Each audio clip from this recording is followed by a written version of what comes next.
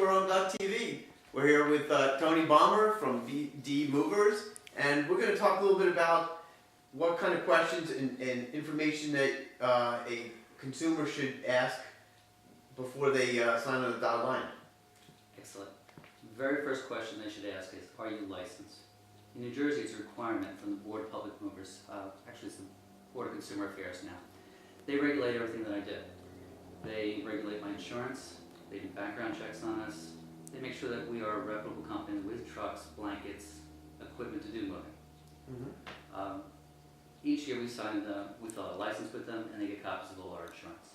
So that protects the consumer. They know somebody's coming out there, and if they, God forbid, fall on the porch and hurt themselves, the consumer doesn't have to worry about a lawsuit. Mm-hmm.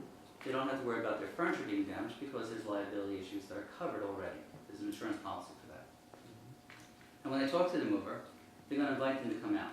They're going to insist that they come out. The biggest complaint against movers nowadays is that they give you one price on the phone, but at the end of the day it's a very different price. So you want somebody to come out and take responsibility for this. Look you in the eye and say, this is Jones, this is your price. When they're there, they're going to go through the whole house, and you should ask them how they're going to handle this. Like for instance, with upholstery, are they going to shrink wrap that? That's the safest way to move it to keep it clean. Now some companies charge extra for that, some include it in their price.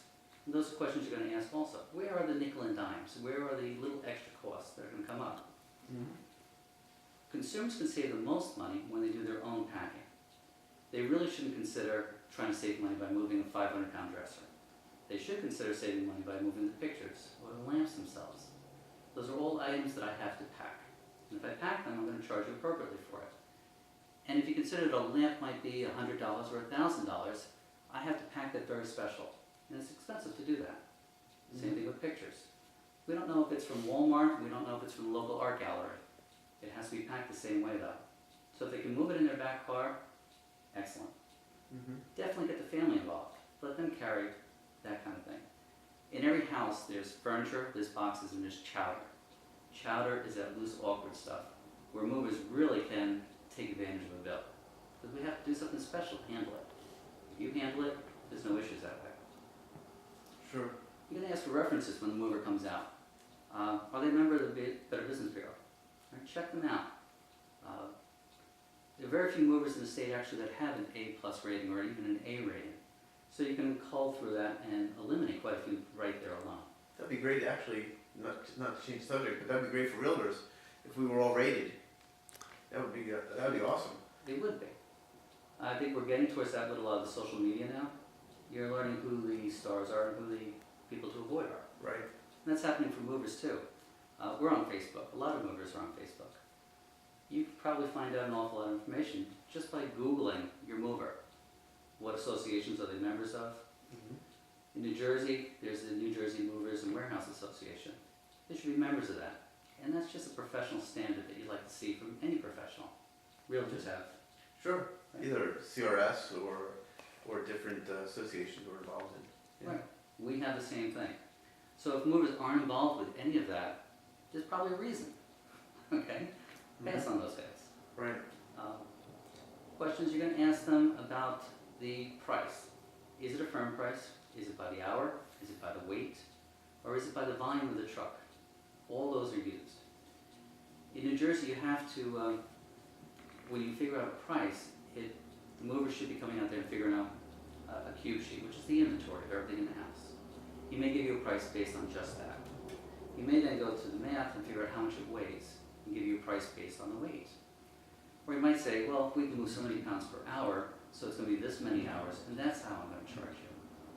The problem with all of those is that if you're a very good packer, it takes less room in a truck.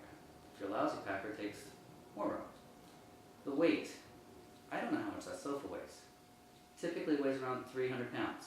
Some are more, some are less. So the weight could be off. And the hours, can I get that out your door in one easy swoop? Or am I twisting and turning and going downstairs? Because that's going to take longer. And it's going to take longer if you don't have experienced movers on your job. So when somebody quotes by the hour, are you getting experienced movers coming out who are efficient with their time? Or are you getting somebody who possibly is learning the profession that day? All right?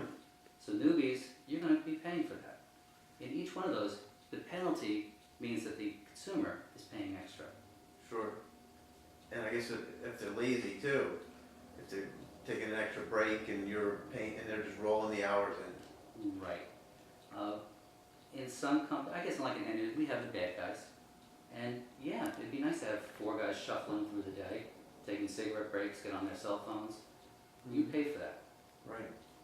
Because most of the time the consumer is usually already on his way to his new house to start unpacking things and doing stuff, so they're not actually watching what the movers are doing. Very often. But that's one of the things that you should try to arrange for. Sometimes the realtors will help out and will be there to watch us, if the customer has to leave.